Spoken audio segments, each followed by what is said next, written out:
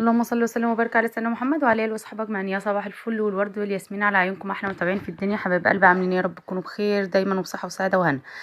اهلا بيكم وحلقه جديده، كل سنه وانتم طيبين، وربنا يا رب يجعلكم دايما زايدين ومتجمعين ودايما في الزياده يا رب العالمين. دايما بالطريقه ديت النهارده هنعمل السهله القرص والسريعه بقى ديت. الفلاحي طبعا داخلين على الطريه العيد، بنبقى الهشه عايزين حاجه سهله القطنيه وسريعه من جوه، تحفه للفطار. تحفه يا بنات. بنعمل جميله، القرص جربها الطريه بالطريقه ديت. الفلاحي.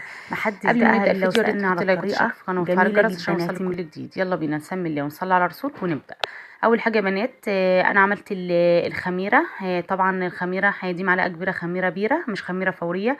بتحطيها في نص كوبايه ميه او نص كوبايه لبن، وتحطي عليها معلقتين سكر وتركنيها على جنب، تقلبيها وتركنيها على جنب لغايه ما نعمل المقادير بتاعنا. هنحتاج كمان يا بنات نص كيلو سمنه او زبده، اللي انت عندك حطيه، بس انا بعتمدها على طول كده. بحط نص كيلو سمنه، وطبعا دي سمنه الهانم، بتحطي نص كيلو